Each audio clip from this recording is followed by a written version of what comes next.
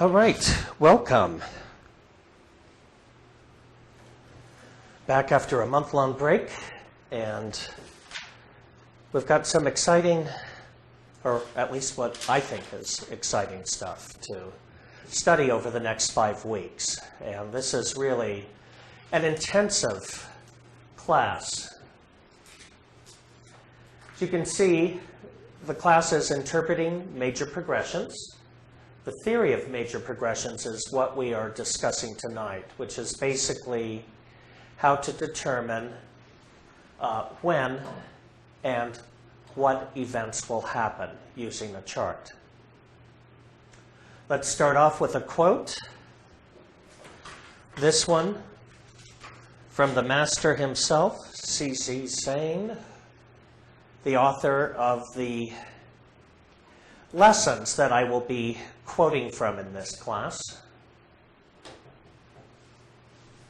Astrology does not foreshadow events which are inevitable.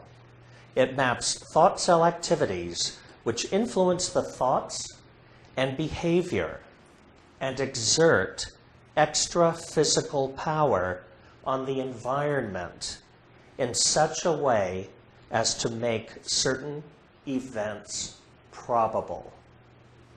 This comes from Progressing the Horoscope, which I strongly recommend as the text for this class.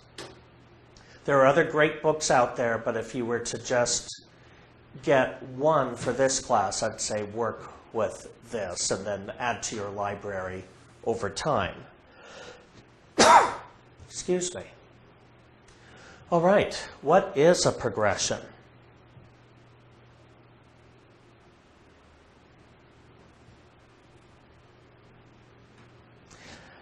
The act of progressing, forward or onward movement.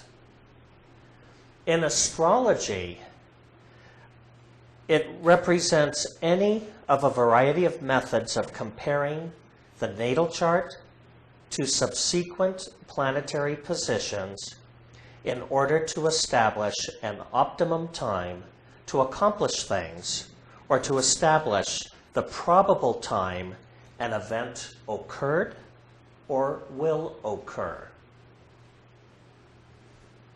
So this is what we're learning in this class.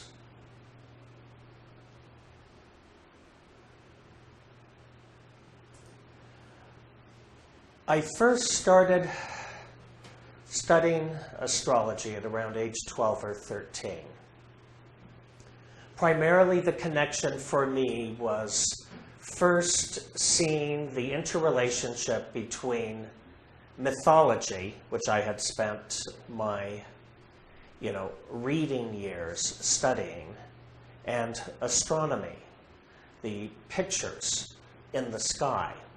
And it started to connect for me. And in the simple sun sign astrology I began reading at that time, I could see direct relationships between, hey Laura, the attributions of sun sign and persons in my own family. So this was a fascinating prospect.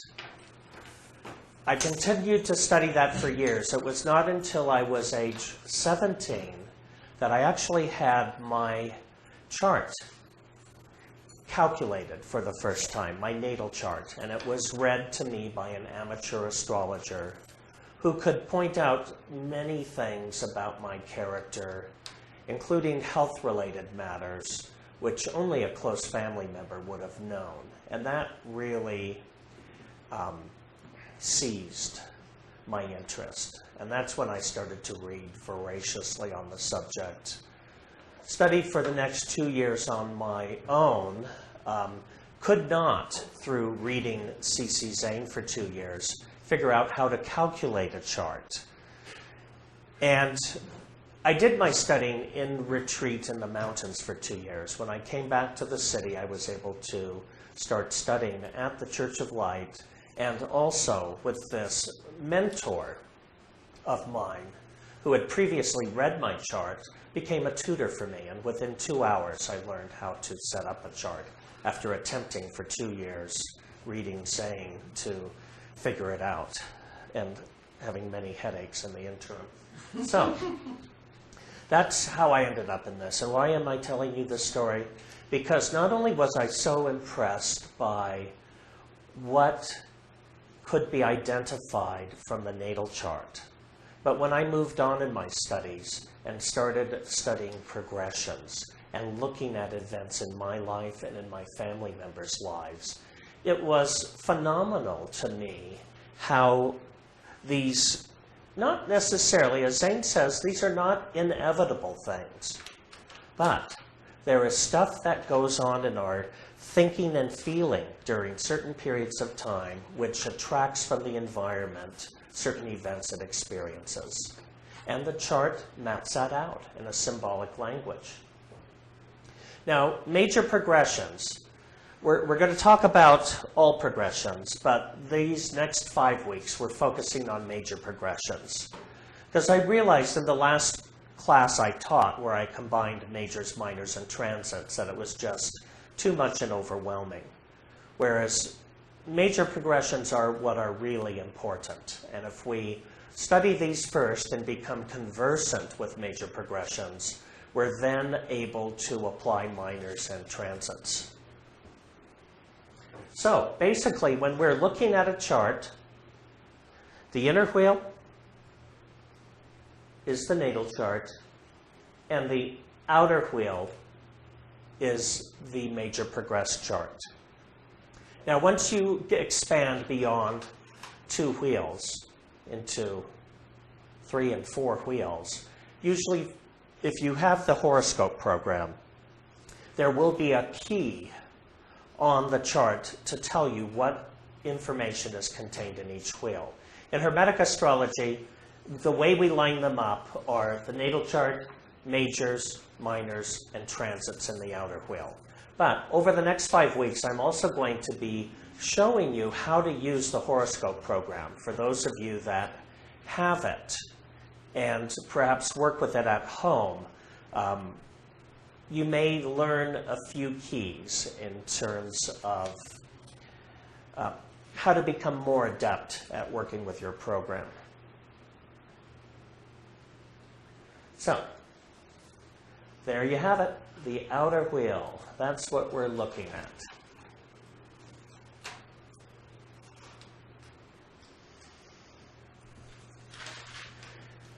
Now, again, one of the reasons we're concentrating on major progressions is that they carry 1/2 of the astrological power, what we call Astrodynes, of the natal chart. And therefore, major progressions correspond to the major events and experiences that are attracted into one's life. Major progressions are determined by the movement and positions of the planets each solar day after birth. So the way we calculate this is 1 day is roughly equivalent to 1 year of life. This means that each 2 hours after birth are equal to 1 month of life. Each 4 minutes after birth equal 1 day of life.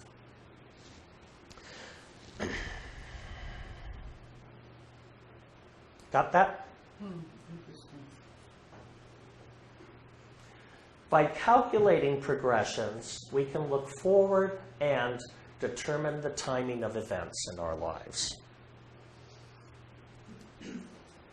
Progressions inform us whether or not we might experience sunshine or storms with our health, windfalls or losses economically, periods where perhaps we either make or break off relationships, time where we may gain or lose employment, as well as numerous other types of activities. So it's external events, right? not say changes of heart, or say I was to become an activist, or, you know, converted, or... Actually, you missed the beginning of the class, and that you'll see in the very first quote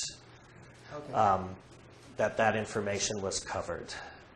Well, I was trying to find where the information you're covering now is on this page. Okay, it'll be what I'm going to. It's right above inner/outer plane interrelationship. Thank you, Christopher. So what is going on with progressions? I'm going to read that first quote over again because it's so important. Astrology does not foreshadow events which are inevitable. It maps thought cell activities which influence the thoughts and behavior and exert extra physical power on the environment in such a way as to make certain events probable. So what is happening, Laura, is the internal event happens first. Okay, actually I did get that, but my question was about the result we see externally as an event. Yes. Okay, thank you. But it comes from an internal process. Gotcha. Conscious or frequently unconscious. Right. And sometimes a long time coming, right? It depends on the aspects, because there are certain aspects from outer planets that may be an aspect at birth and continue on through one's life. So they become these, you know, it's much like your chart is like the score to a movie. This is that music that's playing in the background, and at certain scary events it gets really heightened, and then you get the romantic music coming in, and then you get the depressing music, and then you get the active, elative music, and all of that's being orchestrated as the planets move forward. They're bouncing off the natal chart and stimulating this composition that was your birth chart. So when we progress the chart, we're looking at this score. And much like each, movie you watch has a different type of music that we even sometimes recognize after seeing the film. It's the same with people's charts. They have that distinguishable impact.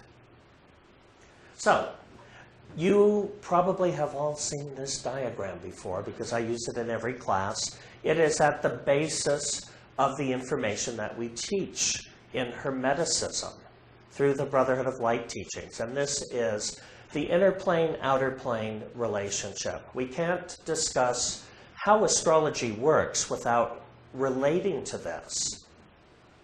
And that is that human beings live in two environments. Our souls reside on what we call the inner plane, frequently referred to by the ancients as the astral, because that realm is subject to the influence of the stars and planets. The outer plane is the physical. We're all very familiar with that. This is where our physical bodies reside. They are separated by... Oh, I still haven't corrected that. How embarrassing. Pay no attention to these numbers, except for the first three, and two of the last three. The effort boundary line actually moves at 186,172 miles per second, which we all know as the speed of light. This speed of light is separating these two realms. This astral realm, where our soul resides, and it is interconnected to the physical realm, where our body takes up room, where we experience our aliveness. All right. The inner plane operates at a frequency above the speed of light. It interpenetrates and has a molding effect over the physical. The outer plane, dense, slow-moving substance, vibrates at a frequency below the speed of light. So, in astrology and with progressions, we're working with this idea that things happen first on this inner plane before filtering their way down to the slower moving physical plane. And some of you have heard this story before, but over a year and a half ago, I remember waking up at night.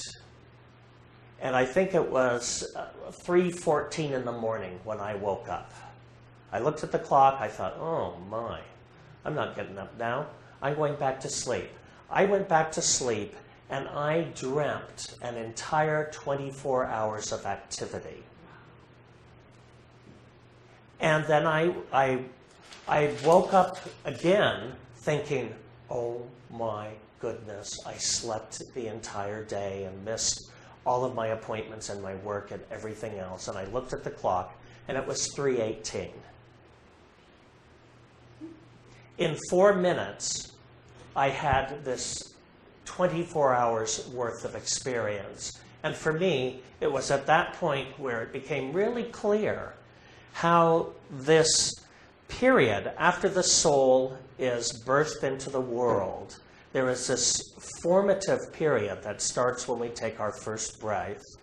And that time becomes, it's like a zip file in a sense. You know, it's this tiny little compact thing that happens in 4 minutes, but it really expands out to 24 hours. And that one day expands out to an entire year. So, this is how progressions work. This too, Laura, should help answer your question. Here it says events and conditions. Yeah, conditions are frequently internal, are attracted into human lives and into the lives of all other creatures due to the activities of the thought cells within the astral form. The astral form of every living thing is composed of such cells, which we also commonly refer to as stellar cells, built by the consciousness accompanying experiences. These stellar cells, the more active of which are organized into the dynamic structures mapped by the planets in the birth chart, have a certain intelligence of their own and work from the inner plane to attract the life conditions and events corresponding to the way they feel. How do the stellar cells of Venus feel? Loving, attractive, social, beautiful. Warm and bubbly and mirthful and gregarious.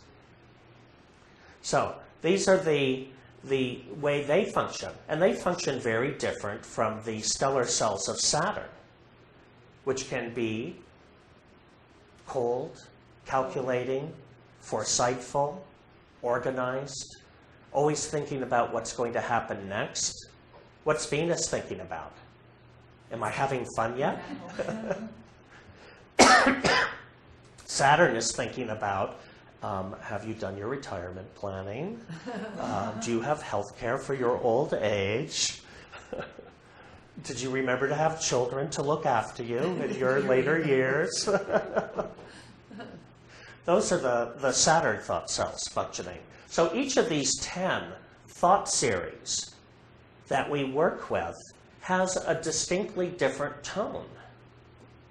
Those tones are modified in the natal chart by the relationships they have with one another, what we call aspects. But let's move on with the quote. I digress. Zane continues to say, when they receive no additional energy from any source, they have only the amount and kind of activity indicated by the birth chart. It is only when, from some source, astrological vibrations, thought vibrations, or the character vibrations of objects, they receive an additional energy supply, that their activity is greater than the normal, thus shown.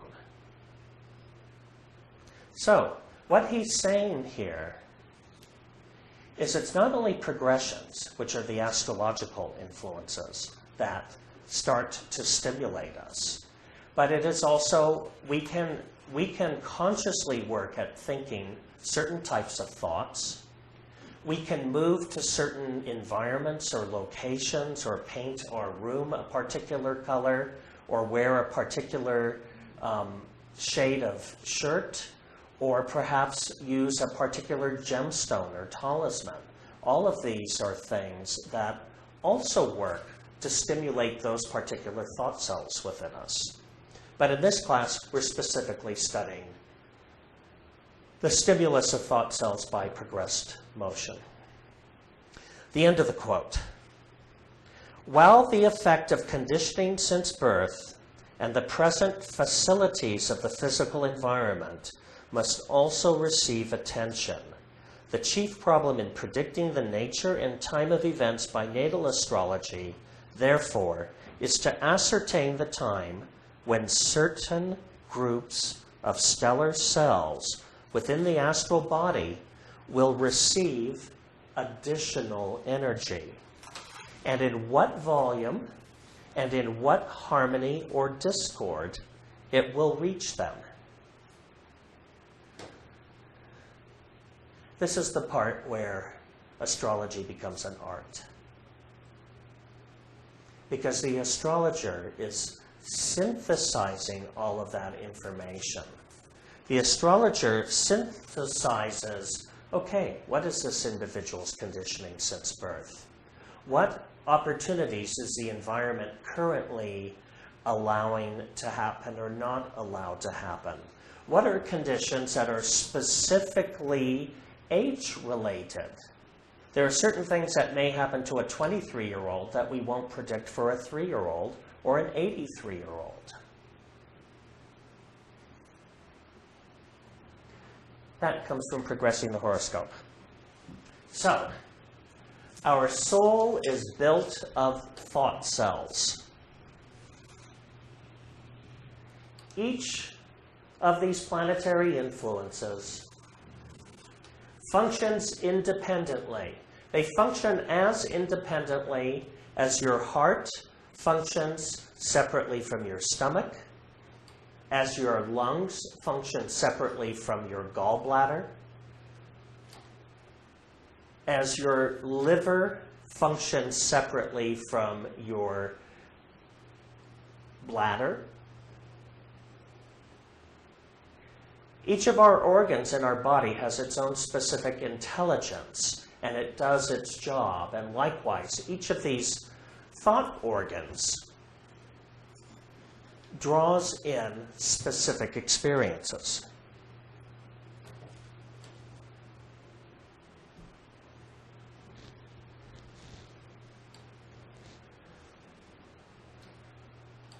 So,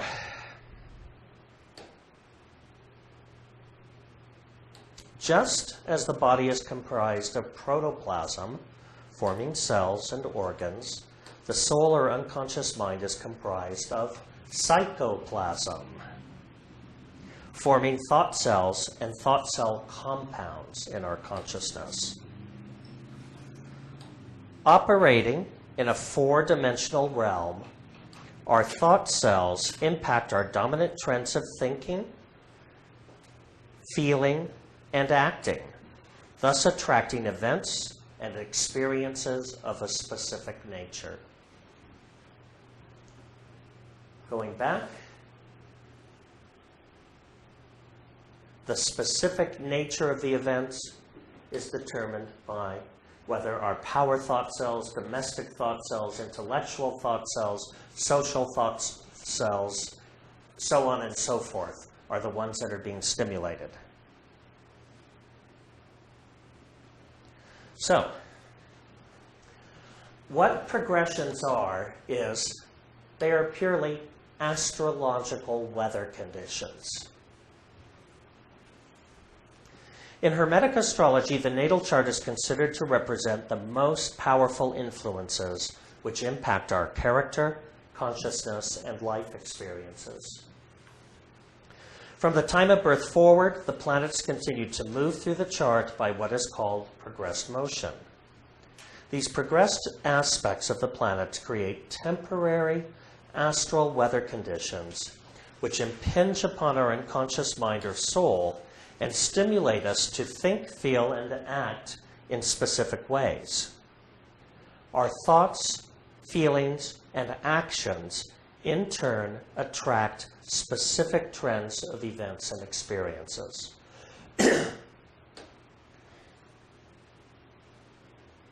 That is the chain of cause and effect that goes on with a progressed aspect. So, ultimately, what is happening throughout our lives is the law of affinity. In other words, like attracts like, or you are what you think.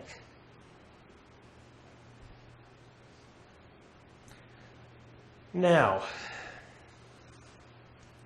keeping it simple.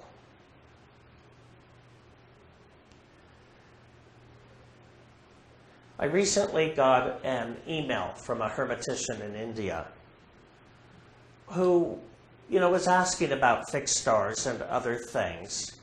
And this was the answer I sent to him, a quote from Zane, again from Progressing the Horoscope. We are sometimes asked why we neglect the moon's nodes, the part of fortune, the fixed stars in the birth chart. We do so because up to date we have not found any condition in a person's life which could not satisfactorily be explained by the planetary positions without recourse to these other factors. We do not say that these positions have no value, merely that up to the present we have found no need to use them in explaining the conditions and events in people's lives. If you get good at knowing the keywords for planets, signs, houses, and aspects, can read Astrodynes by quantifying specific powers, harmonies, and discords, can progress a chart, majors, minors, transits, you'll be able to find everything. These other factors are fascinating. To me, they provide the folkloric side to astrology, but they're not easily quantified.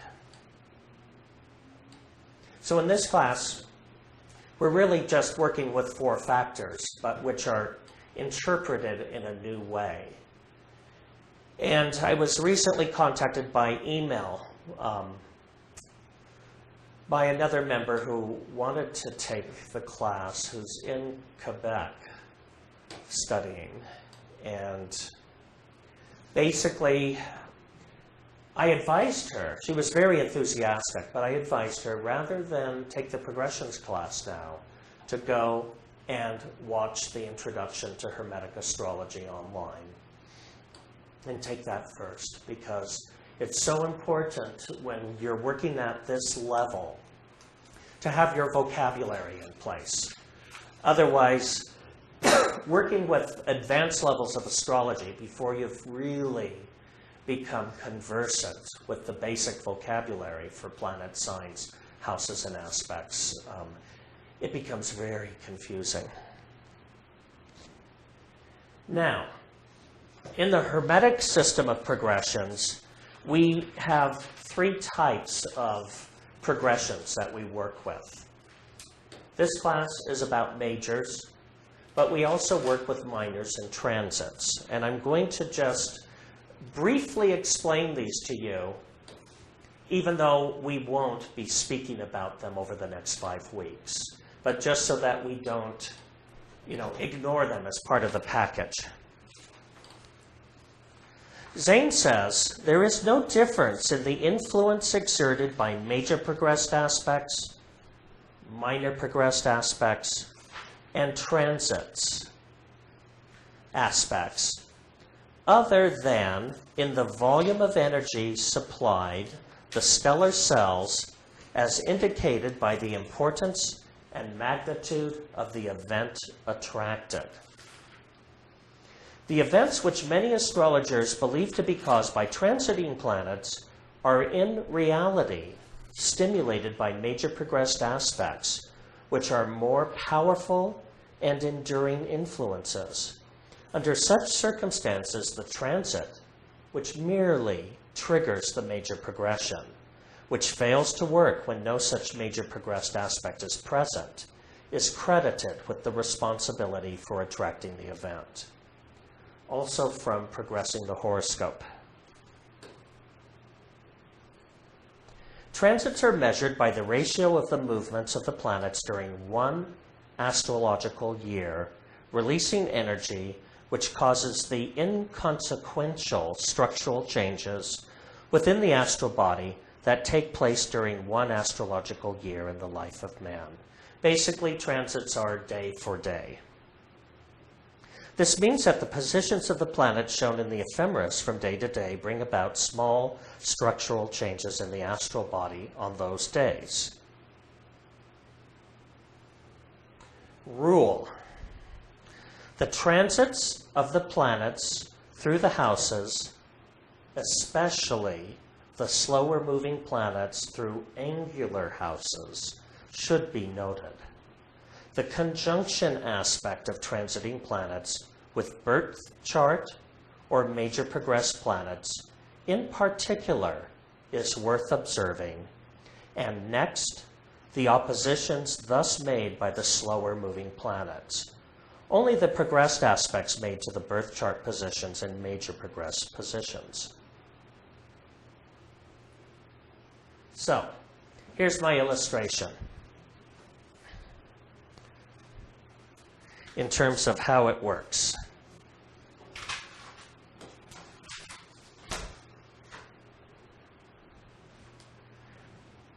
The major progression is the keg of dynamite. And of course, this sounds like a violent comparison, but I'm using it only in terms of the ability to express energy. So, that is the major progression. The minor is the fuse. The transit progression is the match.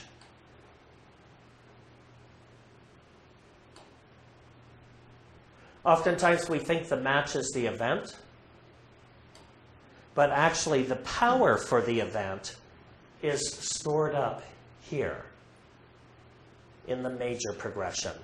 The match functions as the trigger.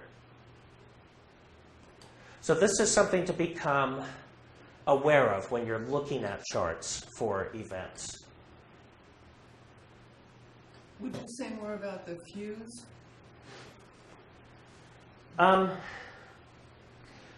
Major progressions correspond to major events in one's life. Minor progressions are the minor events in your life. And the transits tend to be the inconsequential events, except when what's happening is you've got this dynamic stimulation going on in your consciousness of a particular nature. The minors come along during shorter periods of time, and they're adding stimulation to that. Are they more emotional? Not necessarily. They're not the big things that happen in life. This may be whether you go on a date with someone rather than whether you have a wedding ceremony. Are they associated with the moon's movements? Yes. Okay. But it's Yes. not more emotional, particularly. Not particularly. Now, progressed aspects to the moon are emotional, but the minor progressions, they may be considered more, if we think of the moon as governing common life and the common people, then they are the common events of life. Oh, I made bread this week, or, I took a sewing class, or... So,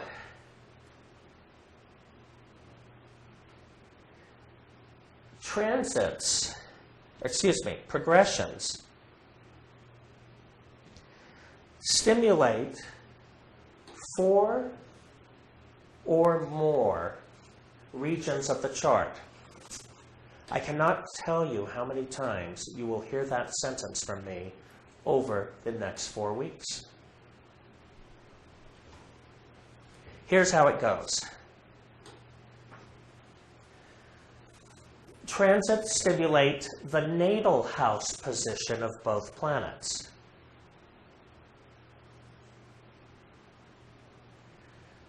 The house position of both planets by progression. Sometimes, in the case of the Sun, it has moved a great distance from where it was at birth. Jupiter, on the other hand, still remains in the same house. So, how many positions are being stimulated here? 4. Yes, we have natal Sun, natal Jupiter, progressed Sun, progressed Jupiter. But progressed Jupiter and natal Jupiter are pretty much the same. In the same area, right. However, now we go on to the or more. The houses each planet co-rules determined by the sign on the cusp of the house. So, we know that Jupiter rules 2 signs, Sagittarius and Pisces. The Sun only rules 1 sign, Leo. So in this man's chart, one single aspect, which is a progressed trine from the Sun to Jupiter, can stimulate all of these areas. It can stimulate the 6th house because the natal Sun is there. It stimulates the 7th house because it has Leo on the cusp. It stimulates the 8th house because it has moved there by progression. And it stimulates the 12th house because this is the natal and progressed position of Jupiter. But Jupiter is the only ruler for either the 11th house, and it is the co-ruler of the 2nd house. So for those houses to have stimulus by progression, either something has to move into that house or the ruler of that house has to be stimulated. This alone, at this moment, could seem fairly complicated. But whenever we look at a single progression, that is what we have to do, which is describing the areas, the type of energies which are present, progressed, which will become clearer as we move on with the class, and the areas of the chart that could be stimulated. So this is somebody whose employment, relationships, sources of funding, inner life, friendships and associates, and finances can all be triggered by this one event.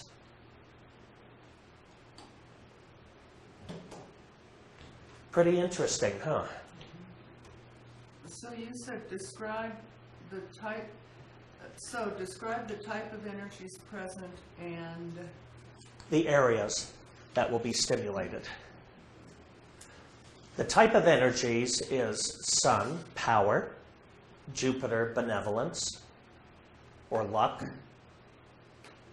trine, luck, impacting all of those areas.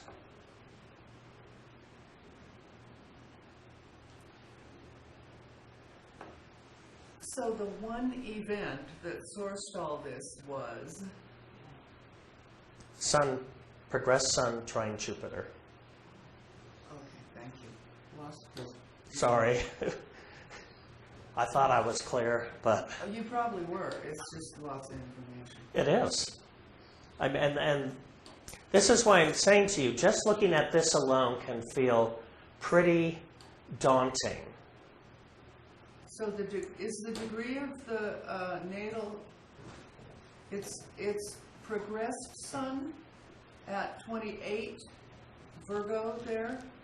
That is trine 27 Jupiter. Correct. In Progressed Capricorn. Sun, trine, progressed Jupiter. Thank you. It's hard to read those degrees with the arrows there. It is. And you know when we... But the arrows are very helpful. Yeah. And when we go to look at this chart at the end of tonight's class, I'll actually bring up the horoscope program, and you'll have a paper chart in front of you to refer to, but the printing is so much smaller on that. You may wish that you brought your reading glasses. What was, do you know the degree of the natal sun there? Yes, the natal sun is 12 Leo, 32 minutes. 12 to 28. So that's sort of like a semi-square. From its natal position to its progressed position is a sign and a half. Yeah, it is currently a semi-square. We'll look at the chart later. Well, let's talk about it later. Okay. Okay. I'm not prepared to discuss that now. Excuse me. All right, so merely here what I'm trying to show you is when you're looking at one aspect, this is how complex it is. This is, if you want to know how this man's associates are stimulated, we have to look at aspects to Jupiter, because that is what's stimulating the 11th house, except for the fact that we can also look to progressed aspects of the midheaven, because that is in the 11th house by progression. So this is what we're looking at over the next 5 weeks, is how do we interpret these things? And then when you look at a sheet of progressions, the astrologer has to go through, because you can't possibly give a reading like this on each and every aspect in a sheet of progressions and have somebody remember anything you say by the end of the day. You have to be able to be selective and at a glance be able to pick out what you think are most monumental and most useful and give that information, unless somebody is coming to you with specific questions. What's going on with my career this year? How will my marriage fell? What's going on with my children? Those type of questions, you know specifically what you're looking for. So, Christopher, when you read a chart for somebody who doesn't speak astrology, you want to leave out the technical foreign words to them, right? You do. I have a hard time doing it because I always preface saying that, you know, Jupiter is trining the sun, and then what I do is tell them this, and this is what you can expect. So, could you go back to that previous chart and just kind of summarize what you might tell somebody who didn't speak the language, so this is what you might expect? Yes. A progressed sun is moving to trine Jupiter in your chart. This could be a period in your life where there is unprecedented luck that happens. And these are things that can impact your sense of status, self-worth, position in life, or authority. At the same time, you might feel that there are certain things about that that might also cause you to draw further into seclusion, or feel like you have to protect yourself, or things that may be secret or you hold near and dear to your heart are also going to be stimulated. This could bring a raise of status in regards to your employment. It could also bring you into contact with a wealth of friends and expansive new friendships that might contribute in some way to the increase of your status or reputation at this time. It is also something that may be guaranteed to bring some boost to your pocketbook, that there could be financial gains or gifts or just awarenesses in your values or the way in which you manage money during this period of time that can all be changed by this event. How's that for an interpretation? And the 8th house might be other people's money. Right, and we talked about that when I mentioned that friends may be bringing assets and resources to you. That's Combining great. the ruler That's of the really 11th helpful. house with the 8th house. There's a delineation is what we would call that. That's Yeah. how I delineate that aspect. That's really helpful. And this is all from a trine of Sun to Jupiter in the progressed chart. Yes. And then you have to relate that into the natal chart. Cool. And this, what you're looking at here, was the progressed chart of now President Obama, but this was November of 2008, which is when he won the elections. Oh. So can you see how all of those areas came to be impacted? One's employment, one's status, because the sun is involved, beneficial friends and supporters that bring resources, change in personal income, but also now you're surrounded by Vipers. and snipers, you know, and inept security agents. Well, and just the desire to shrink from the public limelight constantly. Yeah. Yeah.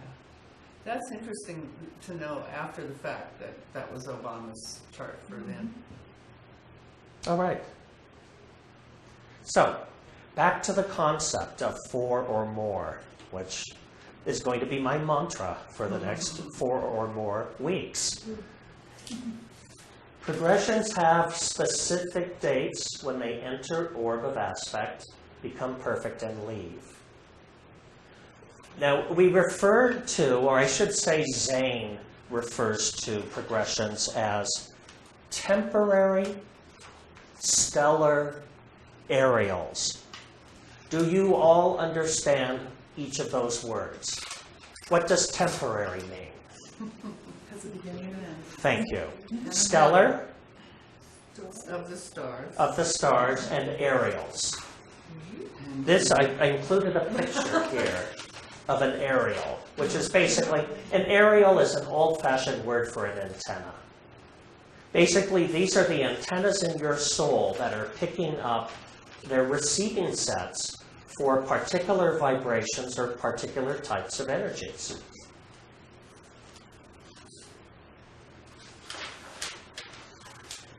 Another thing to consider when looking at a chart, but this is a soft rule, and that is applying aspects are considered to have greater power to attract events than separating aspects. However, you could have a separating aspect reinforced by minors and transits that bring something to pass.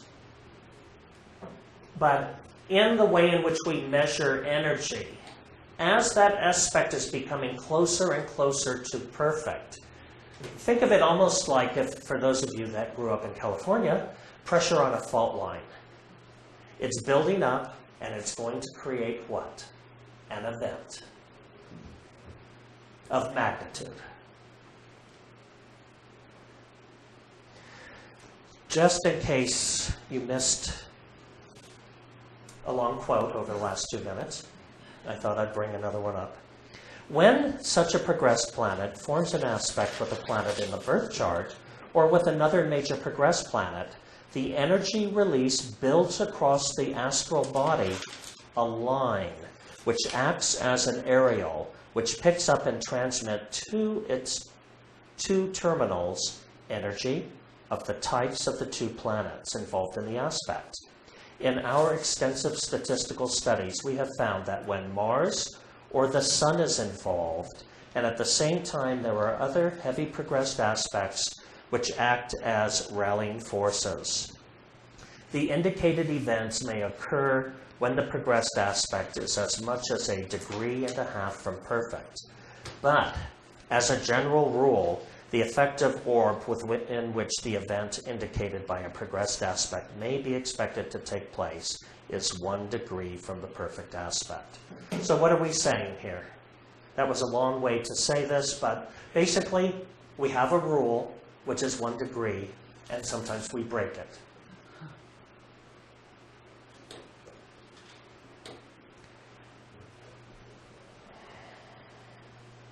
Mars or the Sun? That's interesting. And I have observed that to be true. And at the same time, there are other heavy progressed aspects which act as Rallying forces. Rallying forces are those additional things that rally a particular energy. And we talked before, it might be a color, a place, a stone, a trend of thinking, a mantra, an affirmation. He's talking here about other heavy progressed aspects. Right.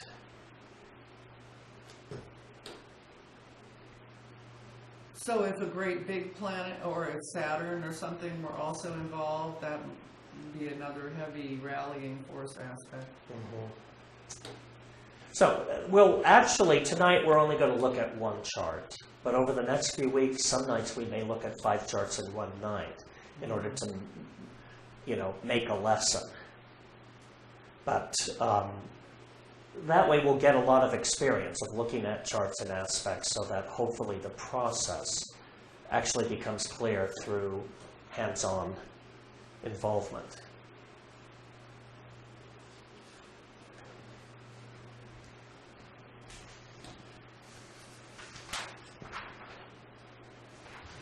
Okay. We're halfway through. My notes, that is.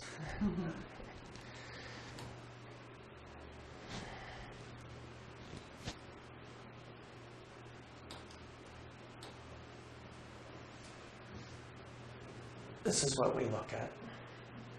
Progressed position of the planets, type of aspect they form. However,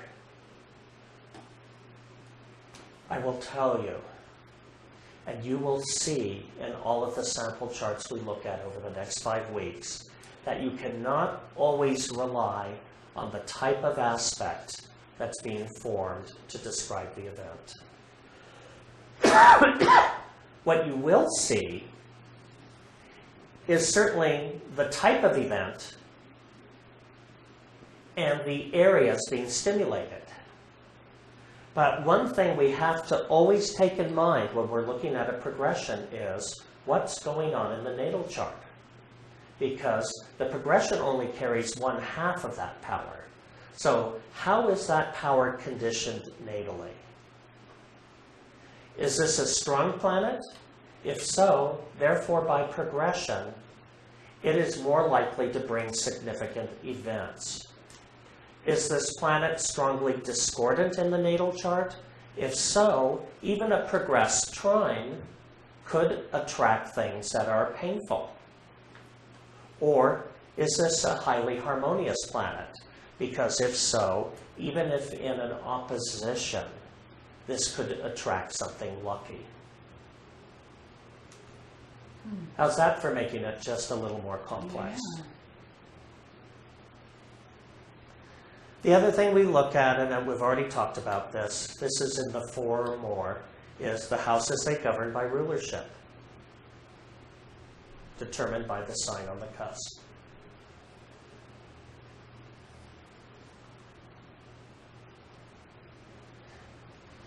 Where did this come from? Well, Zane, like many other occult writers, is in some areas a little obtuse. He doesn't leave a paper trail. And we are told that my predecessor, from whom I received the tradition, used the system for 20 years before his passage to the higher plane. In 1902, after trying out all the methods in common usage, I adopted it and found it most satisfactory in an extensive astrological practice which continued up to May 1915. At that time, having discontinued private astrological practice, I commenced teaching it in the astrological classes held in Los Angeles, and in October 1917, as the Hermetic System of Directions. It was published, and since that date has been in constant use in all B of L, now C of L classes, wherever held, and has been tested and adopted by a vast number of astrologers throughout the world. I'm one of them. It works. It works really well. So let's do a little refresher course, because again, when we're looking at progressions, we need to know what are the conditions that are going to be stimulated when planets come into aspect. Let me wet my whistle.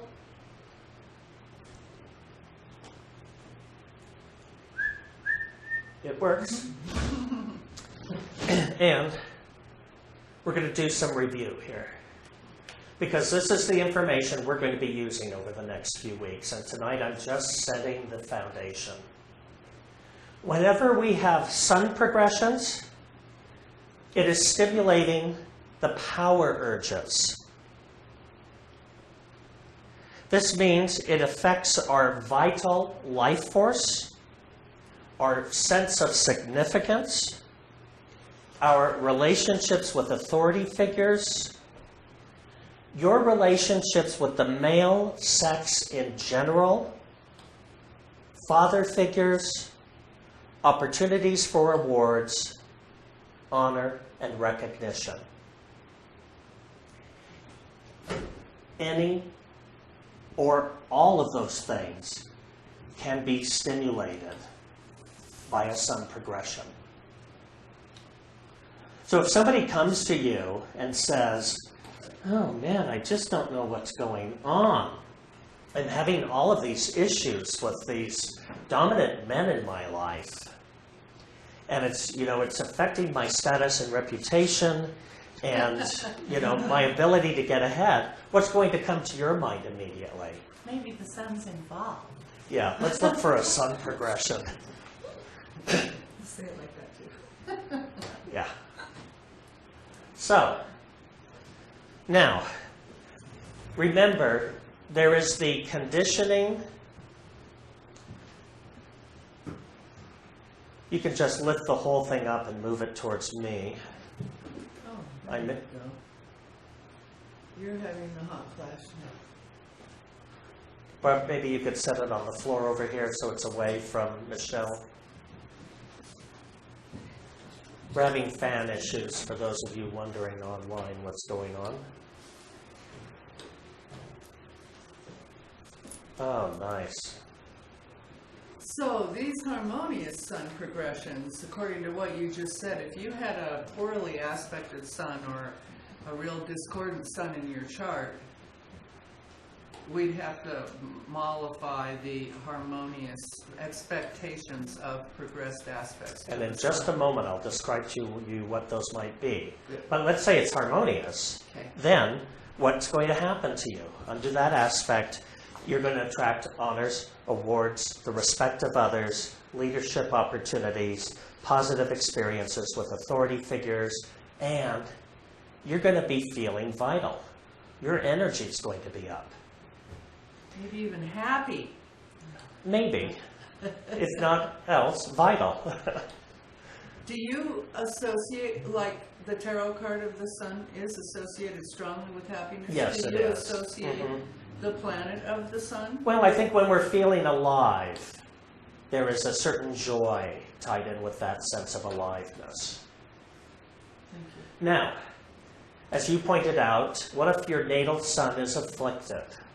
Or if by progression this is forming a square or opposition, well then, chances are you're having what I described earlier.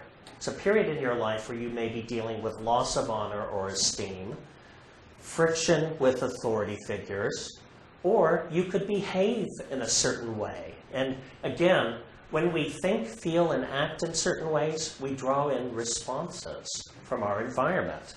So when we are being prideful, dictatorial, controlling, and egotistical, the environment responds to us in a very different way.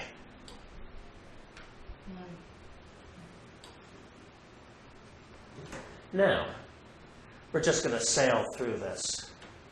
The moon governs the domestic urges. And this means that any progressed aspect of the moon will affect our moods, emotional states, our mental attitude, home, family, domestic life. Is that a question, Barb, or are you moving the camera? Okay, thanks. I don't have my glasses on, so I can't tell. Our everyday affairs, relationships with the female sex in general, and mother figures. Now, shortly, we're going to talk about the moon and how we interpret moon progressions differently. But just in general right now, any progressed aspects which impact the natal moon bring these experiences. So if your natal moon is harmonious, or perhaps the progression is a trine or a sextile, then there's a good chance that you'll have some positive experiences with home and family. There's also a very good chance that you'll have opportunities to be caring, compassionate, and nurturing. These could be times in your life where you have heightened intuition, and that your interactions with women are of a constructive nature. On the other hand, if your moon is afflicted, or perhaps it's engaged in a square or opposition, then there's a really good chance that these will be times where you are being temperamental, where your emotions are fluctuating, where you could be fickle. You could be overwhelmed by states of moodiness, or you become passive. Oh no, don't change the light bulb.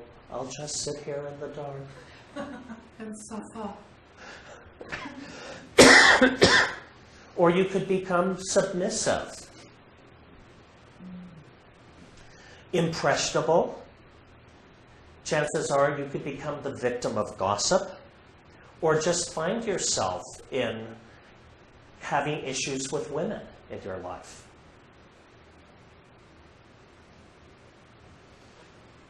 If it's Mercury, your intellectual urges are being stimulated, which means matters pertaining to study, mental interest. There could be an increase in writing or intellectual activity. You have to pay attention to accuracy under Mercury progressions, especially when it comes to calculations and or your memory. And any progression to Mercury certainly attracts opportunities for communication and self-expression. So if the natal Mercury is harmonious and or the aspect might be a sextile trine, then you might find that these are periods of time where you can be particularly perceptive, reflective, analytical, evaluating. You could exercise logic and rational thought. It might be a time in your life where you're very reasoning and reasonable. You find the opportunity to express your intelligence, and your communications tend to be constructive in nature. However, if your natal Mercury is discordant, or perhaps the progressed aspect is a square or opposition or semi-square or sesqui-square, then this might be a period where you're feeling just a tad more critical. You could be consumed with nervousness and anxiety and neuroses. Do any of you ever have mental ruminations? I tend to save them up for 2 a.m. Do you consider a conjunction sometimes discordant? Depends on the planet. Mars or Saturn, yes. Venus or Jupiter, no. Forgetfulness. Dang, I hate that. Poor communication skills. I can write, but I can't edit. And errors in calculation. Thank God for calculators. Venus progressions, for the most part, we want to look forward to Venus progressions because they're fun.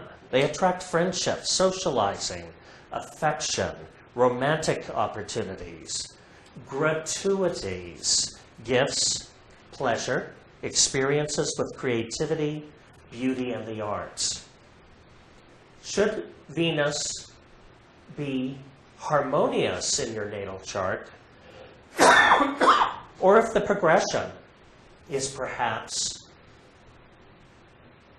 a trine, sextile, semi-sextile, it could be a time in your life where you just suddenly have greater ease. Your creativity can be heightened. There might be an influx in your cultural activities. Suddenly you find yourself going to art openings and out to hear music and to see plays and going to street fairs. And if you do all of those things, you might have a good chance at getting a date because it increases romantic and affectional opportunities.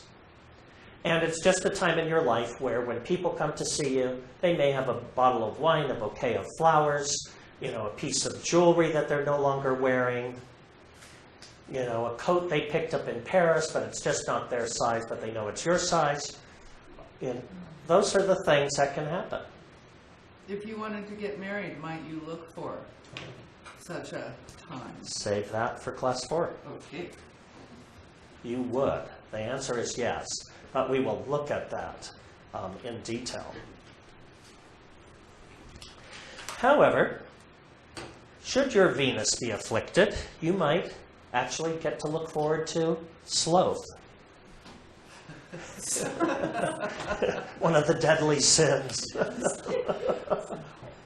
Yeah, it's a time where you could actually just, feel lazy, where you just want everything to be easy and it's not, and you just don't want to get up and, turn the channel on the television because the batteries have run out in the remote. Or it may be a time of over-sensuality. Too many friends showed up with those free bottles of wine.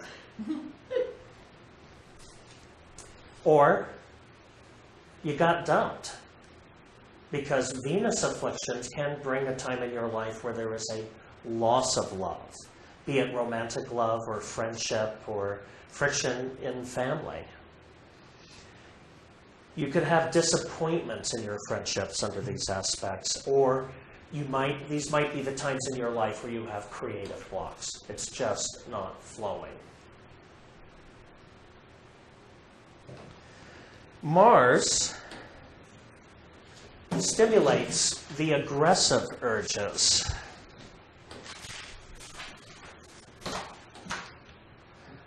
These are not always so fun.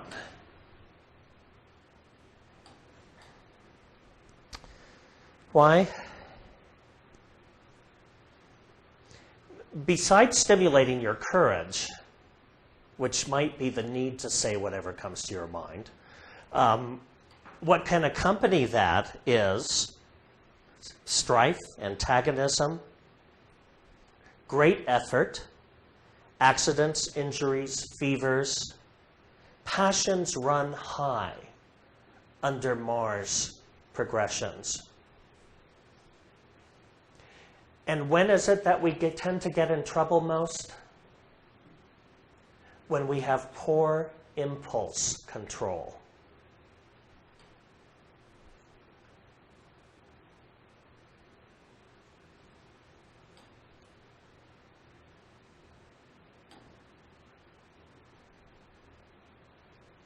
You get behind the wheel after, drinking over the limit. In a moment of passion, you sleep with your best friend's husband. There's any types of poor impulse control where the end result is usually unpleasant in terms of what it attracts into our lives. Watch the news at 10.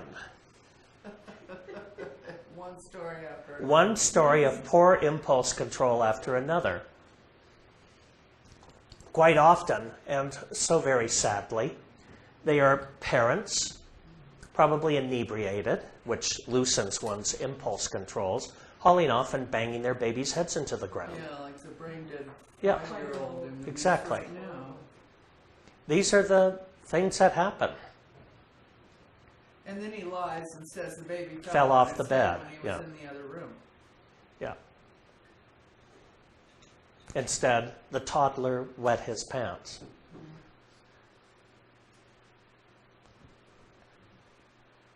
And he hauled off and knocked him down. That's a form of potty training. So, Now, on the positive side, let's say you're somebody like Dorothy Whistler, who has a great harmonious Mars in her chart. If you get Mars progressions, you're going to have initiative, energy, passion, courage. You'll be ready to defend persons close to you or your ideas. Your tendency will be towards constructive effort and building things up. Under Mars aspects, the good thing is you can actually have the energy to get things done. You feel motivated. On the other hand, the real nature of Mars, however, is to express as impulsiveness, lust, anger, strife, destruction, aggression, accidents, injuries, and fevers. Oh, I'm repeating myself. So,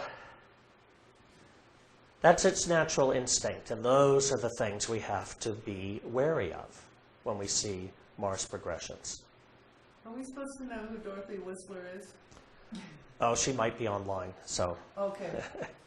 Can you think of a famous person who has a great Mars? I can't, but Okay. yes. I think it's, I did an article on him in the Quarterly a couple of years ago. It was Jean-Claude Quilly, Oh, yeah. the Olympic athlete, The skier. Yeah. How's that for He's pretty, too. chapstick? That's another good Mars aspect. A beautiful man. Yeah, and if not a beautiful man, I mean, that's oftentimes a Venus aspect, Well, but a it can make for a man's man's man. It can make for a sexy man or a that's what I meant. virile man or a, Macho man. macho man. Yeah. He was that. Yes. Which takes us to a Village People song. All right.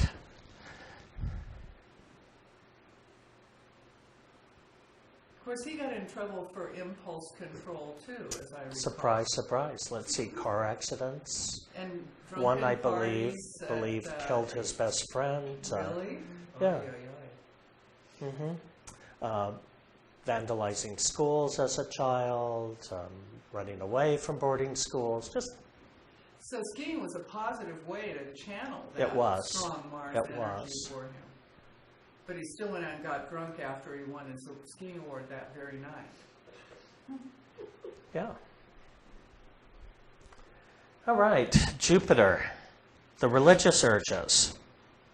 So when Jupiter is being stimulated, we tend to attract abundance, opportunities. These are times in our life where we're feeling optimistic, that any sort of good can happen. It places us into states of generosity, where we are both being abundant and we desire to be a conduit of that abundance to others, sharing what we have. These are times in our life where there is goodwill and basically where we have luck. So, positive Jupiter aspects, which most of them are, but not always. We have luck, opportunities, affluence, and gain with little effort. We have charitable opportunities, generosity, but also keep in mind, these are periods, profound periods of faith in our life, where we feel moved towards, rite and ritual. And that sense that anything's possible. However, even highly favorable planets like Jupiter can be afflicted. The progression could possibly be a square or opposition, or natally it might be very afflicted, and that a progression just comes along to stimulate one's feelings of conceit or arrogance. Or, quite often, an expression of a afflicted Jupiter is a holier-than-thou attitude. You will find these in every faith.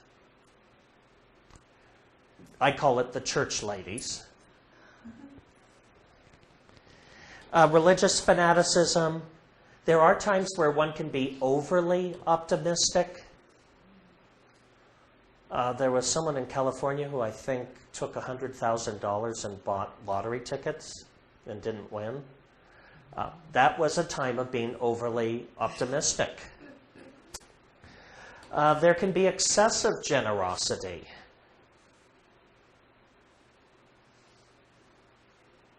Or self-indulgence.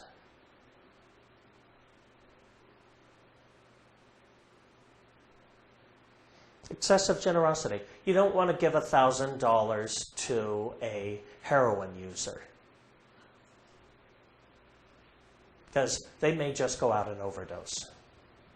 You know, there are times where our generosity can have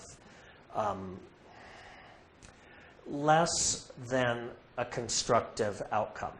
So one even has to measure their giving and the way in which they give to make sure it is constructive. Oh, Saturn progressions. That was a sigh. Yeah. All right. Our safety urges get stimulated, which means we're thinking or fretting about the future. Saturn aspects almost always bring limitations in the resources we have to deal with.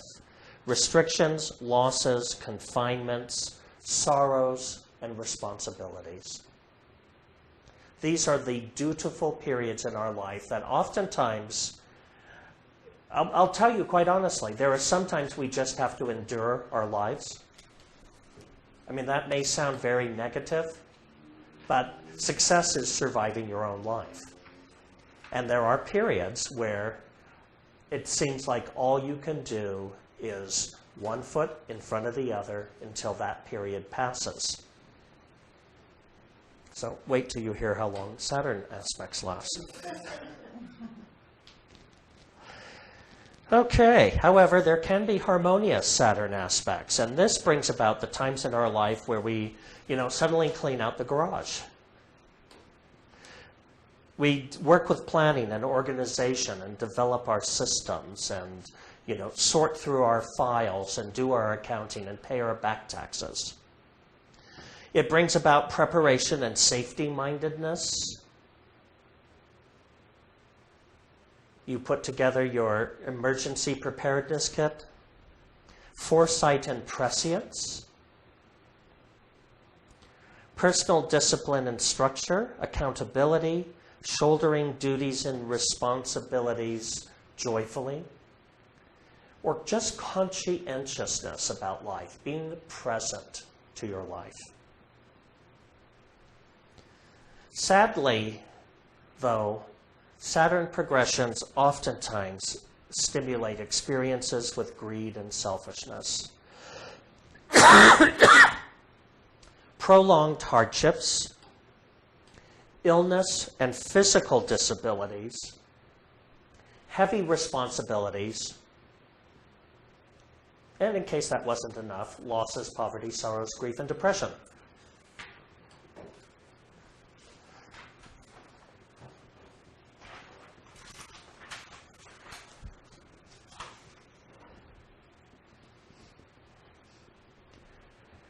We're going through these details in tonight's class to set the groundwork for the following weeks so that we have, I want you to bring these handouts back with you to class so you have your vocabulary to pull from. When we have Uranus progressions, our individualistic urges are being stimulated. This can trigger events with sudden change, eccentric behavior, fads, novelties, inventions, discoveries. So the positive experiences of Uranus are just that. Inventions, insights, discovery. Things come through human agencies. Oftentimes the changes you experience are through contacting someone with new ideas or new resources. And our awareness tends to be heightened.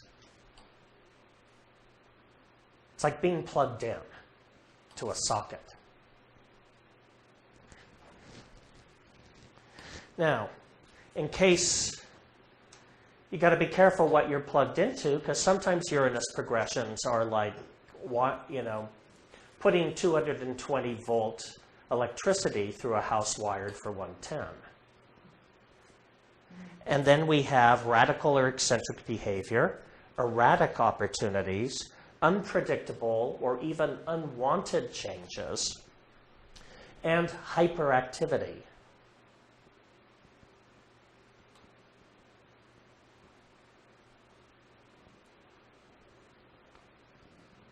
Neptune progressions stimulate our utopian urges, which involve our imagination, visionary ideals, intuition, but also illusions, fantasy thinking, and psychic sensitivity. So under a harmonious Neptune progression, we are experiencing idealism, visionary ideas. We are drawn to humanitarian goals. We have increased sensitivity. You know, in our meditations, we start to know what the cat is thinking, or, you know, feel connected to the tree in our backyard, or things like that. And there are spiritual experiences. You know, these can be those universal brotherhood, cosmic consciousness moments in one's life.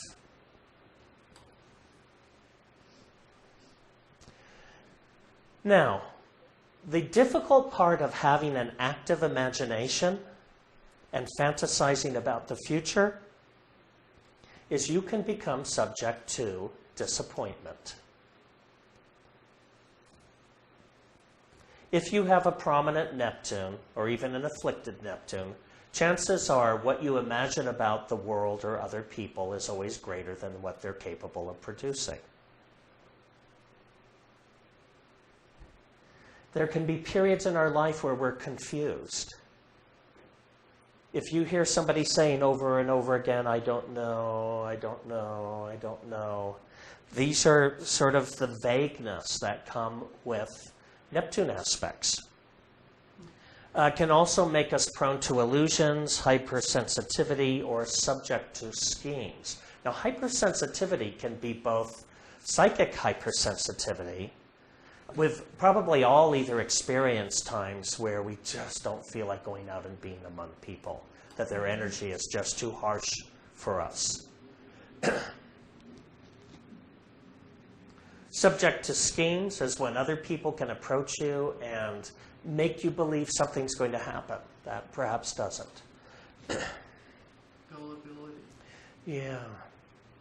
So, the universal welfare urges are governed by Pluto.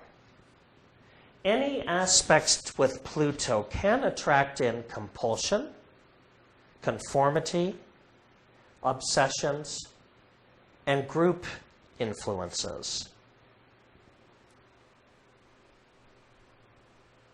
However, if it's harmonious, these may be the times in your life where you have an awareness of your life's purpose. You have this feeling of connectedness. You're engaged in cooperative efforts. Chances are you could experience a sense of community, working with other people towards a common goal. And your experiences with groups at that time are positive. If afflicted, these will be times in your life where you're dealing with obsessions. You might experience compulsive behavior. You could be subject to mob influences, either being in the mob or being the one they want to lynch. It can bring in negative experiences with groups, and those are usually experiences with compulsion and conformity. We want you to fit into our cult.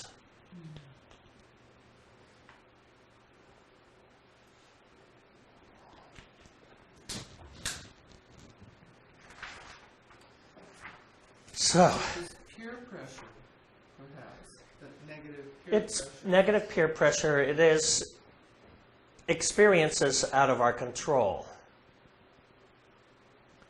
The Japanese have a saying, which is, the nail that sticks up must be beaten down. And it has to do with conformity, the need to fit in and create an even surface. And it's mostly those Uranus people who are the nails. Now, besides the planets, we also have the midheaven and the ascendant. But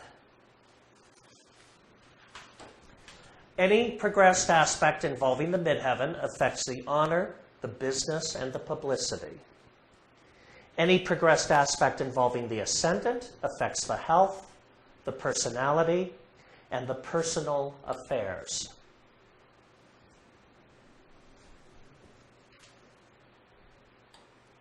Is the midheaven in our notes here? Yeah. Somewhere. It might not be where you want it to be, but I know I put it in there somewhere. Page 5. Thank you. It is? Top of page 5. Sometimes after I create my notes, I go back and reorganize my slideshow. Okay. Regretting column. I have discordant Neptune at the top of it. I think. This little part on page 5, any progress aspect along Page EC. five. Are you on page 5? That's what mine says. Oh, yours is different. Different page 5. Yeah. You may have pulled the one from the bottom of the pile. Because it had more pages to it. Uh-huh. Oh, no. That was my first, and that was just the extra in case some straggler came into the room. Which I did.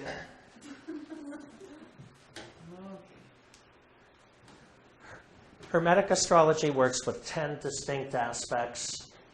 Aspects are the angles at which planetary forces join as they radiate towards Earth. Aspects add energy, which is power, to any chart. Aspects contribute conditioning energy, which basically is harmony or discord. Is it conditioning you towards a painful experience or a pleasurable experience? However, in interpreting major progressed aspects, we must evaluate the conditioning energy of the planets present in the natal chart, which means when I hand out a progressed chart, I hand out the Astrodynes with it. Because we're always looking back to how is this naturally inclined to express?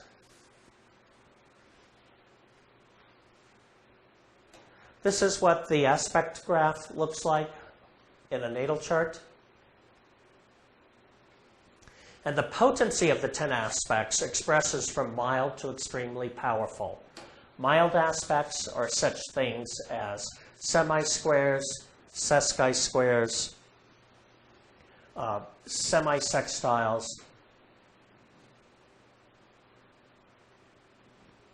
middle range, sextile, powerful, square, opposition, trine, conjunction, parallel. Powerful. Mm-hmm. Parallel. And Oftentimes in your parallel? chart, yes, they will be the most powerful aspects in your chart. I don't really understand what those mean. I know, we may need to just do a 5-week class on parallels Yeah. because they're so fascinating and they are so obscure at the same time. So, harmonious, discordant, neutral. Now, what we want to keep in mind, these are general rules of thumb, which is Venus adds a quarter harmony, Jupiter adds a half harmony, Mars adds a quarter discord, Saturn adds 1/2 discord. The nature of the progressed aspect contributes in part to the type of events attracted. The neutral aspects are the inconjunct, which is a 150-degree aspect. That's any planets that are 5 signs apart. The parallel and contraparallel, which are not measured by zodiacal longitude, but are measured by declination. And they have only 1 degree orb of aspect. This is the reason why they can be so powerful. And then the conjunction, which is any 2 planets in the same degree, which can be in the same sign, or they could be straddling the cusp of 2 signs. Harmonious aspects are the semi-sextile, which are any planets 1 sign apart, 30 degrees. The sextile, any planets 2 signs apart, or 60 degrees. You learned all of this in the beginning class. I'm just muttering on here. And the trine, which are any planets which are 4 signs apart, or 120 degrees. The discordant aspects are going to be semi-squares, 45 degrees, which is 1.5 signs apart. Sesqui squares, 135 degrees, which is 4.5 signs apart. Squares, 3 signs apart, 90 degrees. And oppositions, 6 signs apart, 180 degrees.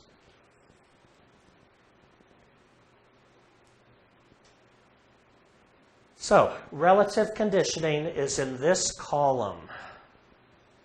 That is its ability to attract harmony or discord. And again, as I'm going to try and move through this more quickly so we can actually look at a chart tonight, we will be going over this repeatedly for another 4 weeks. We're getting close to the end of the notes, and then we can do hands-on work. All right, some interpretation guidelines.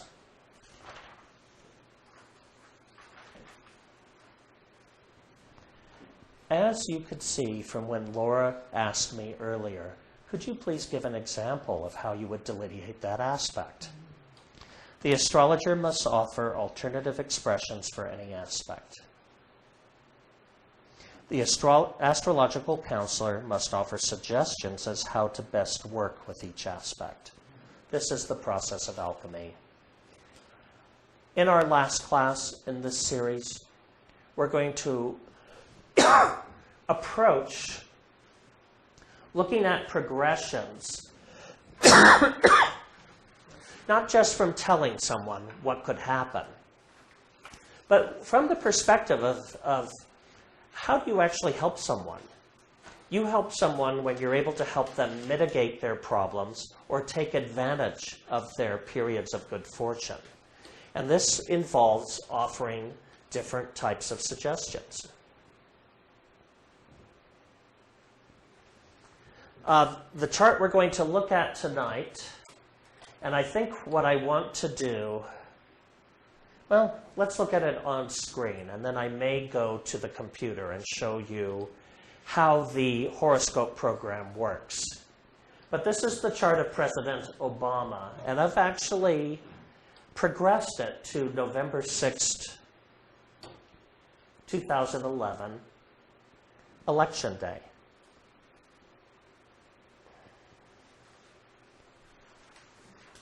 No. Hold on. 2012. That is a typo. Excuse me. This has progressed to this coming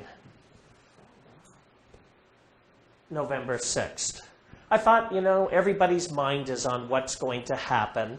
I'm going to try and take this from a neutral standpoint because within this room or within those of you watching out there, within our organization, we have people from every ilk of philosophy and political philosophy. Here I'm not looking at promoting one political party over another, but just taking the reality of a chart of an incumbent president and what the energies are that are available at this time. Do you remember earlier in tonight's class, I showed you his chart as it was progressed to November of 2008.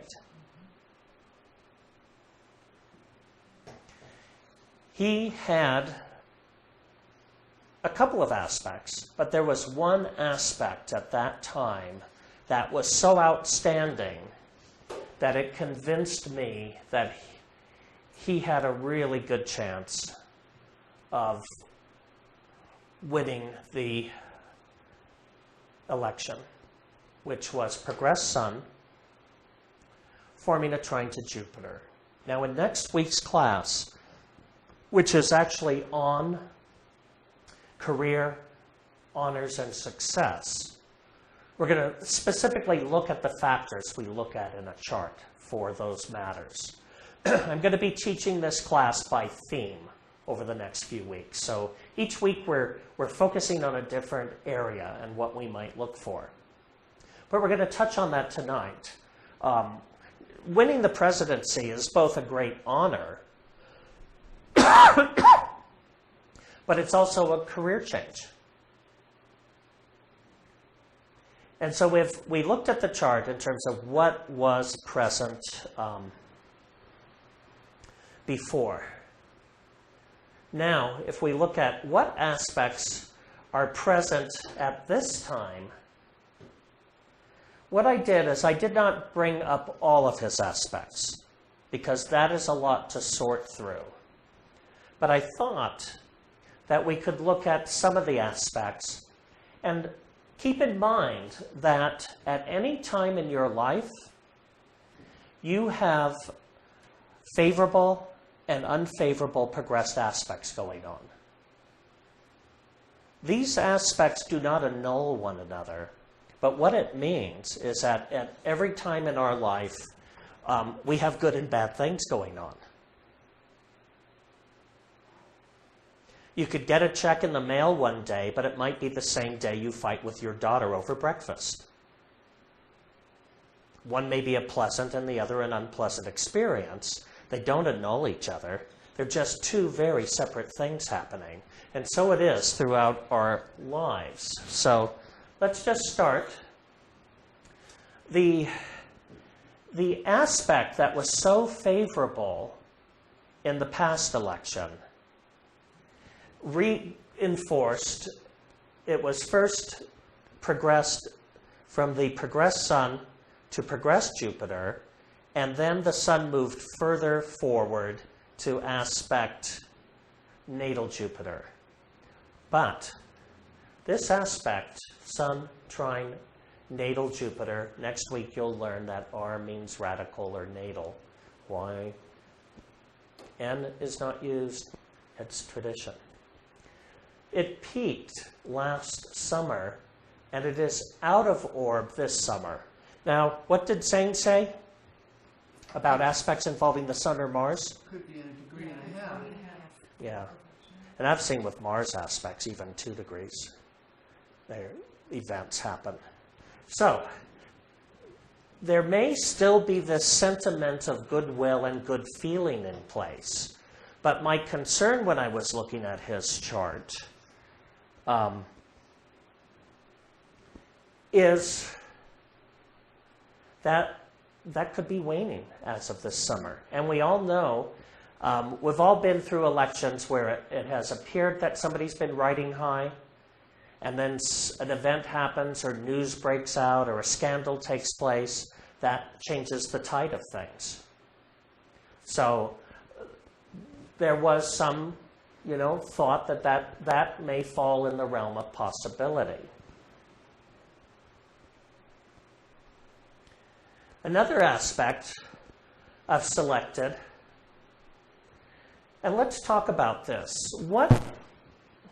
This is a preview of next week's class, but when we're looking for matters that impact honor, reputation, and status in a chart, what we look at is the Sun, the midheaven, and the planet or planets which govern the 10th house. This man has no planets in the 10th house, neither natal or by progression. How do we determine the rulers of the 10th house? Mars and Scorpio. Which are? Mars and Pluto. We then have to look for additional energy from Mars and Pluto. So I selected another aspect to put up here. In September 2010, Mars entered into a sextile with natal Uranus. It peaked this last March, but it continues on through August of 2013. Any aspect to Mars generally brings a little bit of what? Strife. And passion. So this, of course, means, is this election just going to be a, ride down a greased slide? No, Mars means that effort has to go into this. If we're looking, progressed Mars is in the 8th house of other people's money, and certainly one thing we know about elections is they're not always, but frequently they can be won by the person with the largest purse, the largest chest. In fact, I think they call them war chest because it's a battle. So he's got Mars in the 8th house of supporters and other people's money and fundraising. It's forming a sextile to Uranus in the 7th house of partners, representatives, and spouses. One thought about this is that this is an aspect that might indicate that Michelle could be very instrumental as a fundraiser. She already is. Or somebody who is able to draw out supporters. Yeah, what do they call those? The super contributor. Yeah, super PACs. Well, the one thing factual is that he's already not raising nearly the amount of money as he did before. Uh-huh. That's already. But he's run more ads. I heard it on the news on the way over here. He's run, many thousands more ads already than the opposition. Well, maybe in this economy he got a discount. So. Yeah, unfortunately, I don't think Carl Rome is, pulled out his bag. Yeah, right. That's a little nerve-wracking. So, that's one aspect. Now, however, Uranus in this chart, remember, 4 or more. Uranus also rules the 1st house, which can be his... that Aquarius rising makes him a fairly good orator and somebody who has tremendous presence and is able to think on his feet. So this aspect might also be positive enough to also make him, besides his partner or Michelle bringing in the bucks, he might also have a very good draw or stimulus, a good charisma. Think of Mars, as we said earlier, it makes for a virile or sexy man. It makes for a macho man or someone with power at the time. With Uranus, it's electrifying, so people could be galvanized by his own energy. And it gives him humanitarian appeal, being an Aquarius. Right. Broad, common, appeal to the common people, hopefully. Right, and at this time, humanitarianism is not always associated with the GOP, so with the opposing party. Now, how's this for a doozy? This goes on till October of next year. Mars square Saturn, and I think, Michelle over there, you already said that he has had trouble bringing in the amount of campaign contributions that he previously had. And squares are what? They are obstacles. Squares are what? This is a square involving the 2 malefics, Mars, which has 1/4 discord, and Saturn, 1/2 discord. This was the aspect that concerned me most. And, what is the recent scandal that has broken out in the last month? The security. Security. 12th house, Secret Service. Now, the administration moved quickly to handle this. One might think, however, that this could be the weak link in the campaign.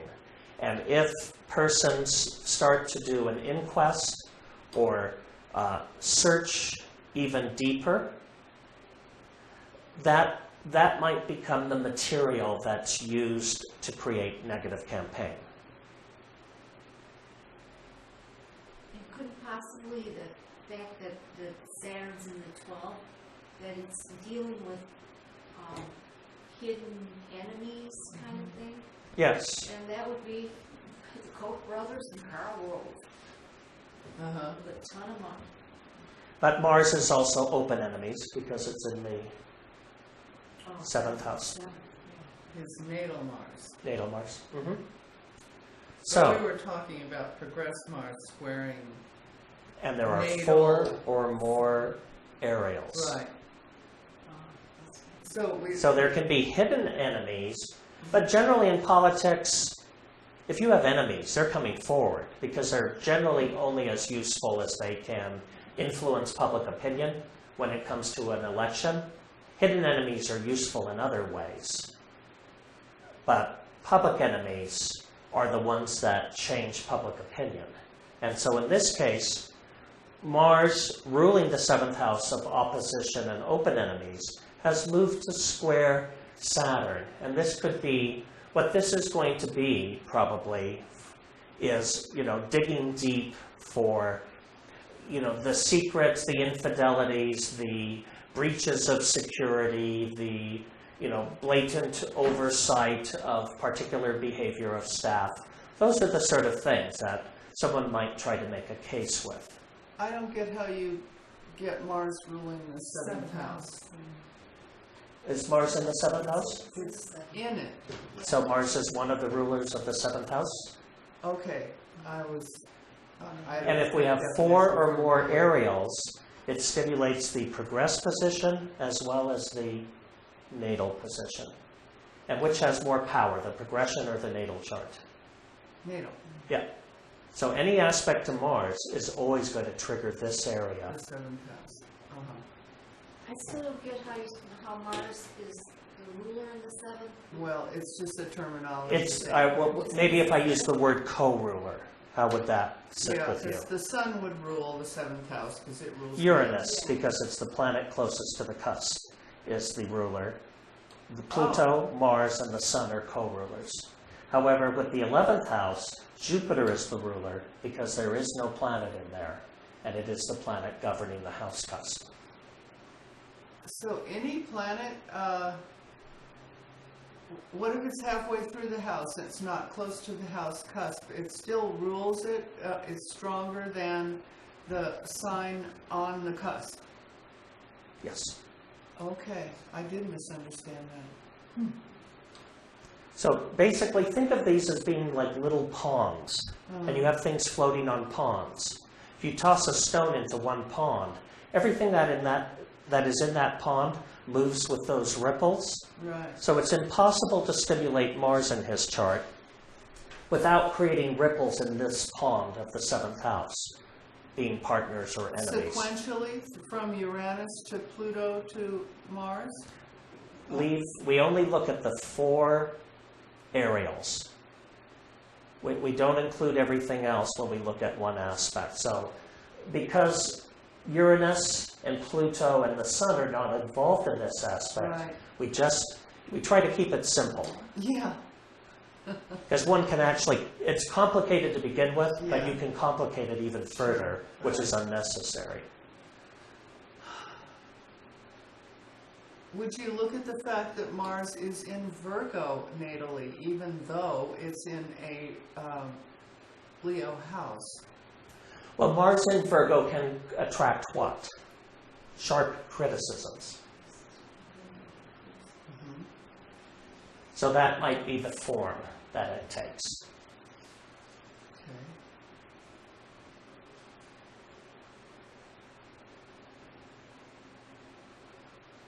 All right. Another aspect. We're not going to get through all of these tonight, but I wanted you to have them so you could study this chart Yeah. at home. In November 2010, Venus entered an inconjunct 5 signs apart from Jupiter, benefics. Peaked last fall, it also leaves, along with this other good energy, in July. So, if I were predicting, I might say that Obama rides high in the public polls through mid to late July.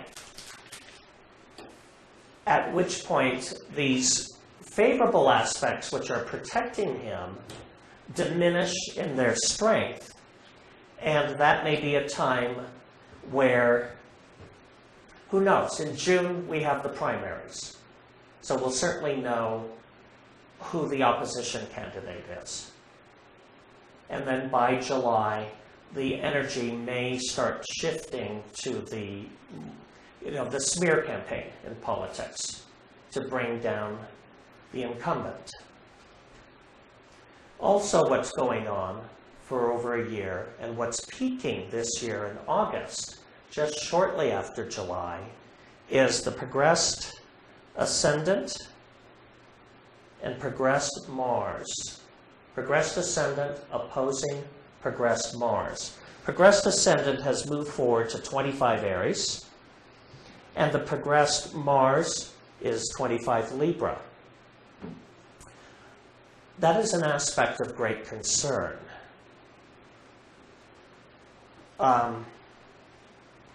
And so I would say this is a time where they might really have to amp up security. Why might that be? Any thoughts? Concern for his body. Yeah. Yes, the ascendant is the physical body, health, well-being. Mars is the planet of accident, injury, or attack, and it's moved into the 8th house of death. I'm not saying that there's going to be an assassination attempt or anything like that, but I also would say that's not, how many have we seen in the last few decades? It's not entirely out of the question. But other things could happen, too, under this sort of aspect. He could break an ankle in the gym. Yeah, his state of health. Right. This could be... And assault on his resources as well, no? correct. Assault on resources, both Yeah, second very house well to put. eighth house. 2nd house to 8th house. Assault on resources, as well as what could be physical impact, accident, injury, strife, health issues, campaigns, being president alone. Have you ever watched, of course, you've all watched the photographs of a president when they enter office, and 4 years later, it is as though 15 years has passed in terms of the aging process. That is the degree of stress and pressure on the individual. So one could then think that having to campaign might also induce additional stress. So, if I was the family astrologer, I would be certainly advising the, personal physician and the wife to really look after this man, and the cooking staff and everything else. That, this is a time where this person needs to take great physical care. And how about that moon in Aries there, right? I mean, couldn't that add to the strife? When the moon moves up, and next week we're going to talk about lunar progressions, I think. But when the moon moves up and actually makes the conjunction to one and the opposition to the other, there is a peak of energy present.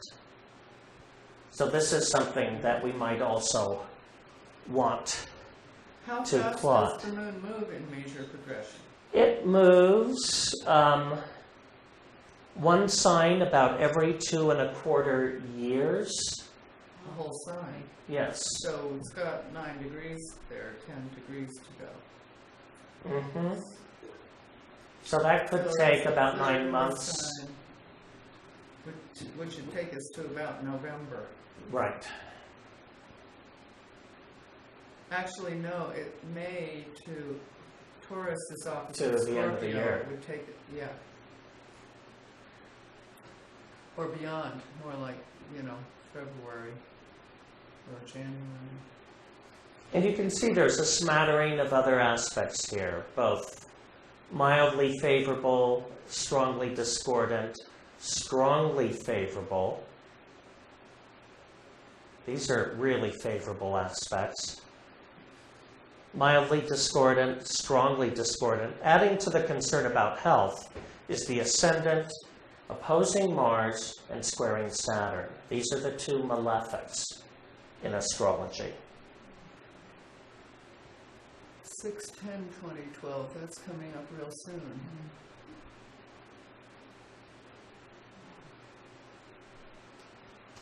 So, do you feel like you've got a greater sense of progressions and how they work? Yeah, Just this for is really starters? helpful. Yeah, it's great. Okay. This is what you have to look forward to over the next 4 weeks. We're going to talk next week about career, honor, success, third class, health, vitality, and illness, love, romance, and marriage, and then the alchemy of progressions. How do you work with what's going on? These are the big perplexities in life that people come and ask, which is why I've narrowed it down to sort of 3 distinct areas of issues. And if you learn how to look at a chart and interpret from these, you can then, apply what you learn to, every other possible facet. But I wanted to get us to narrow our attention to look for specific things in a chart in this class. So hopefully this will be helpful. I'm going to be bringing in lots of case histories where we can see how it functions in different charts. So that's... Cool, Christopher. Awesome. Alrighty. See you next week. Thank you very much. You're welcome.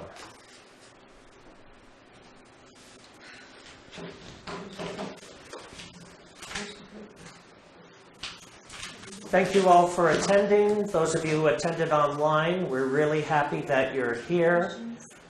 For those of you who did not contact me with your birth information, I want everyone to have their own chart progressed to this class's date and their current progressions through the end of the year, just so as we go along, you can be studying your own progressions in this class, because there's nothing more insightful than studying ourselves. So if you're watching online and you need your chart progressed, then contact me with your birth information. I will send it to you as a PDF file. I have sent it out today to 3 persons that did register prior to the start of class. If you have the Horoscope program at home, you of course can do that yourself if you don't need me to do it. All right? And again, thank you for attending. It's always great to have bodies in the classroom and out there in the universe. Amen.